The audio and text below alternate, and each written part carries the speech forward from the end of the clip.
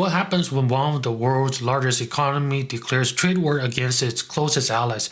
Let's talk about that in this video. So on February 1st, President Donald Trump issued an executive order imposing hefty tariff on Canada, Mexico, and China. Specifically, a 25% tariff was placed on all goods imported from Canada and Mexico, with the exception of Canadian energies, which are tariffed at 10%. And he also implied a 10% tariff on China. So whatever tariff is already in place, there'll be a 10% on top of it. So the official reasons cited including a significant trade deficit with Mexico and Canada, and there's concern over fentanyl production in China allegedly entering US via Canada and Mexico, and there's issue related to illegal immigrants. It's pure economic. We have big deficits with, as you know, with all three of them. And in one case, they're sending massive amounts of fentanyl, killing hundreds of thousands of people a year with the fentanyl. And in the other two cases, they're making it possible for this poison to get in, number one. And number two, we have big deficits, and it's something we're doing. And we'll possibly very substantially increase it. We're not. We'll see how it is. But it's a lot of money coming to the United States. As you know, we have about a $200 billion deficit with Canada, getting close to $200 billion. They've treated us very unfairly. And I say, why should we be subsidizing Canada? It's wonderful. I have so many friends in Canada. It's a great place. Is there a concession you're looking for, sir? No, we're not looking for a concession. And we'll just see what happens. We'll see what happens. So with Mexico, it's the same thing. We have a $250 billion deficit, and we have a lot of people coming into the border, and now we've largely stopped that, but we've stopped that ourselves. I think they've done a fantastic job. You've seen the numbers, they've dropped to almost zero. But we've suffered under the past administration for years and years. We've suffered with millions of criminals coming into our country. Criminals, people from jails from all over the world. They come through Mexico, and they come through Canada too. A lot of them come through Canada, and a lot of fentanyl comes through Canada, and China makes the fentanyl. China makes the fentanyl, gives it to Mexico, puts it through Canada, puts it through different places, mostly Mexico, but also a lot through Canada. And so all three haven't treated us very well. Additionally, the order contained retaliation clauses that would further increase US tariff if any of these countries respond in any kind. And one thing to note is if you combine all three of these countries together, they are actually the largest exporters to US, and all three combined account for almost half of the total US import. Just to give you a little bit of a background, what is a tariff? Tariffs are duties or taxes imposed on foreign goods. So US importers pays for those fees, which often gets passed on to consumers. For example, if US imposes a 25% tariff on imported steel from China, and US company buys $100,000 worth of Chinese steel, the importing company, which is the US company, would have to pay an extra $25,000 as tariff to the US government. Canada is currently the largest exporter of crude oil to the United States, supplying about 4 million barrels per day. And in comparison, US imports approximately 1 million barrels per day from OPEC and 383,000 barrels per day from Mexico. So let's talk about the reactions and retaliations so far, right? A couple hours after Trump's tariff announcement, Canada responded with its own measures. Tonight, I am announcing Canada will be responding to the U.S. trade action with 25% tariffs against $155 billion worth of American goods. This will include immediate tariffs on $30 billion worth of goods as of Tuesday, followed by further tariffs on $125 billion worth of American products in 21 days' time, to allow Canadian companies and supply chains to seek to find alternatives. Our response will also be far-reaching and include everyday items such as American beer, wine, and bourbon, fruits and fruit juices, including orange juice, along with vegetables, perfume, clothing, and shoes. It'll include major consumer products like household appliances, furniture, and sports equipment. and materials like lumber and plastics, along with much, much more. And as part of our response, we are considering, with the provinces and territories, several non-tariff measures, including some relating to critical minerals, energy, procurement, and other partnerships. We will stand strong for Canada. We will stand strong to ensure our countries continue to be the best neighbors in the world. I want to speak directly to Americans, our closest friends and neighbors. This is a choice that, yes, will harm Canadians, but beyond that, it will have real consequences for you, the American people. As I have consistently said, tariffs against Canada will put your jobs at risk, potentially shutting down American auto assembly plants and other manufacturing facilities. They will raise costs for you, including food at the grocery stores and gas at the pump. They will impede your access to an affordable supply of vital goods crucial for U.S. security, such as nickel, potash, uranium, steel, and aluminum. They will violate the free trade agreement that the President and I, along with our Mexican partner, negotiated and signed a few years ago. Together, we've built the most successful economic, military, and security partnership the world has ever seen. A relationship that has been the envy of the world. Yes, we've had our differences in the past, but we've always found a way to get past them. As I've said before, if President Trump wants to usher in a new golden age for the United States, the better path is to partner with Canada, not to punish us. Canada imposed a 25% tariff on 155 billion Canadian dollars, which is about 106 billion US dollars worth of US goods. Mexico has pledged to introduce countermeasures but has yet to disclose any specific numbers, and China has not announced any retaliation tariffs so far. So now the question is Canada's retaliation strong enough? To understand this, let's first take a look at the dollar figures. President Trump applied a 25% tariff on all Canadian imports except energy products, which are taxed at 10%.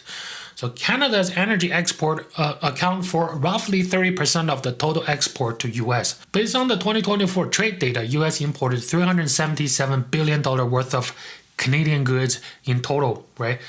Out of that, $113 billion are in energy product, which are tariffed at 10%. And then the remaining portion is tariffed at 25%. Altogether, the US government is going to collect about $77 billion per year from these tariffs, right? No cap, because it's on an ongoing basis. In the meanwhile, Canada's 25% retaliation on the $106 billion US dollar worth of US goods translate to approximately 26.5 billion US dollar in tariff. Moreover, this amount is capped, right? Because Trudeau, he mentioned a cap, which is 155 billion Canadian dollars. So if Canada does not announce additional tariffs, it will be collected as a one-time amount, meaning that once the $106 billion US dollar worth of US goods are imported, anything imported beyond that amount won't be taxed or tariffed, okay? So it's pretty much a one-time fee.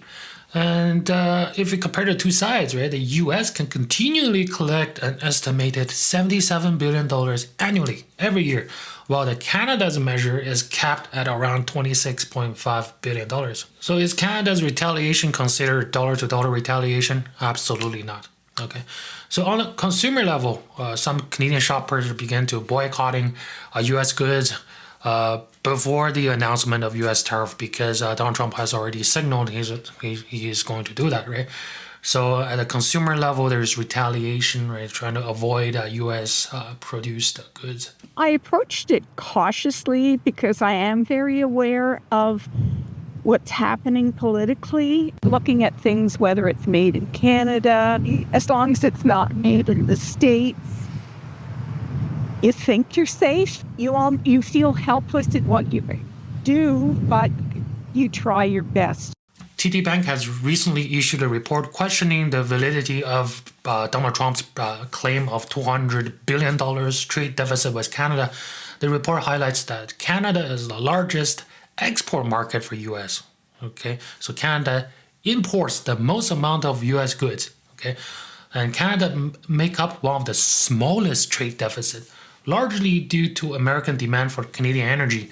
The report suggests that the U.S. trade deficit is often a byproduct of the nation's economic performance relative to others. It remains unclear where the $200 billion figure that Donald Trump mentioned comes from. Okay, and in the report, this chart shows us that Canada is actually America's second largest trading partner. Okay, Canada is over here, right? Mexico is over here. This is the data from January to September of 2024. Okay, but if you look at the export, right? Canada remained the most important hub for U.S. export.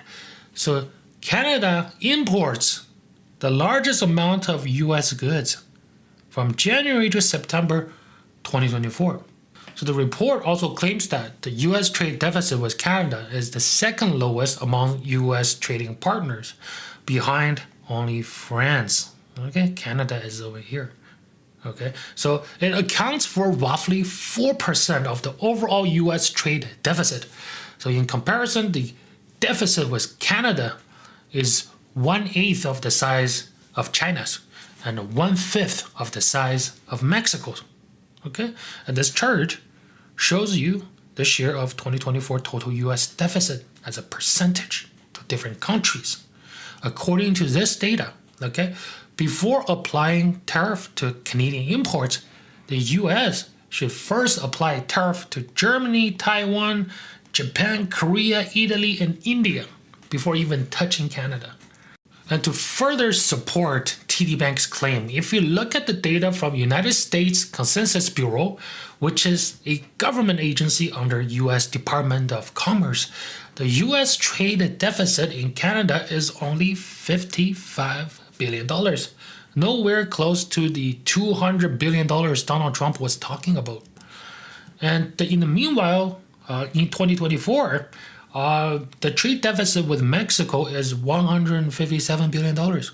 The trade deficit with China in 2024 is $270 billion.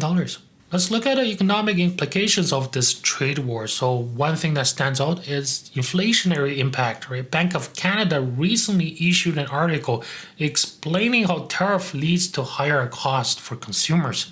And in the report, they shared a chart demonstrating how Canadian steel exported to the U.S. become pricier due to tariffs, which rises the cost for Canadian auto part manufacturers, right? The Canadian steel plant being taxed and gets over to the U.S. auto part factory, and as it gets imported back to Canada, Canadian government tax it again, right? And these car parts become more expensive, and then they go to a Canadian car assembly plant, and then export back.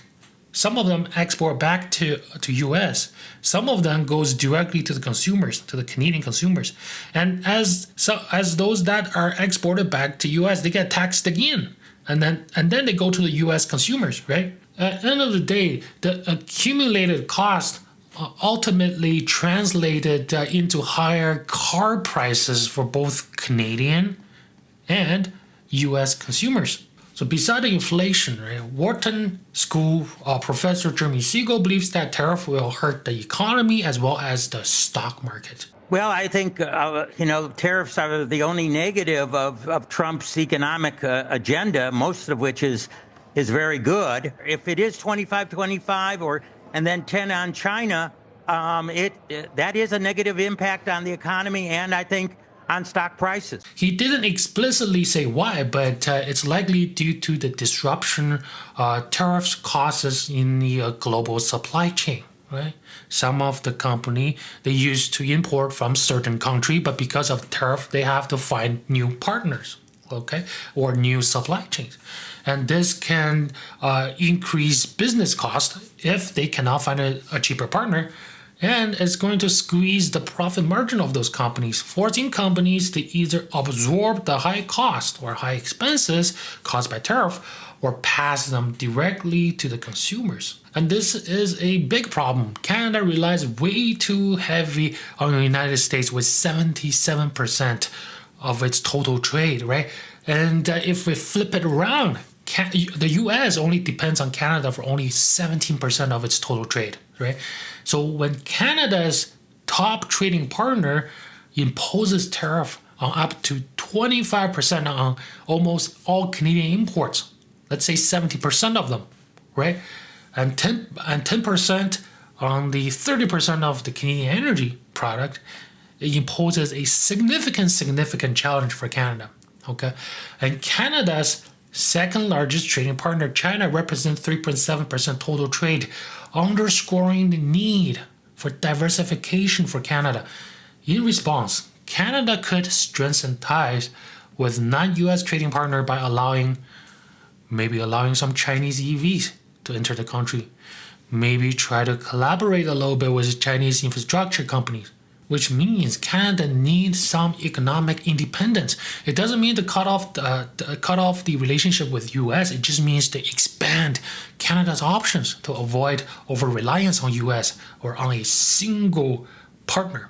Okay, so next we can talk about geopolitical ramifications. The US, Canada, and Mexico traditionally has been close allies, right?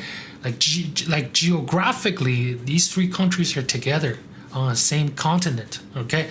And they have always been key economic partners as well, interconnected through agreements like USMCA or the United States-Mexico-Canada Agreement. Under USMCA, tariffs are generally prohibited unless national security is at stake. So making this 25% tariff on Canada's export very questionable in terms of national security grounds, right? Trade deficit is not national security, okay? So by imposing tariffs, the US strains these long-standing relationships with Canada and Mexico, eroding trust and corporations, and consequently, Canada and Mexico are driven to seek new trading partners, weakening North American economic integration and reduces US influence in the region. Now, to sum this up, for average investors like you and me, what are the implications? So based on what we have learned in Trade War 1.0, during Donald Trump's first term, right? When Donald Trump started having trade wars with other countries, what happened is it actually strengthened the US dollar, okay? As it reduced imports for US, and this, which in turn attract more capital inflow into the US. So I think if you are not a American resident, I think you should therefore considering maintain or increase exposure to U.S. assets. Maybe look at buying American stocks or treasury bills or treasury bonds, something like that. But however, if you're doing stock picking, you need to be a little bit careful. You need to limit the investment on companies that highly depend on imports from Canada, Mexico, or other targeted countries. Okay. Like China. Okay, so tariffs will likely rise cost and dent the profitability of those companies. In addition, stocks from countries facing U.S. tariffs will become riskier. Okay, because again, U.S. is the largest economy in the world, is the strongest country in the world, and has the world dominant currency at the moment. And in addition, for countries that are being targeted or as a target of U.S. tariff, they limit the exposure to those countries' investment, okay, because they will have a lot of challenges going forward. Because again, U.S. is the largest economy, the strongest country with the world dominant currency, and when they decide to target some country, those countries will face challenges, okay. And the third thing is just get ready for volatility. Okay, I think it's gonna be a lot of volatility ahead. Thank you very much. Please don't forget to like and subscribe.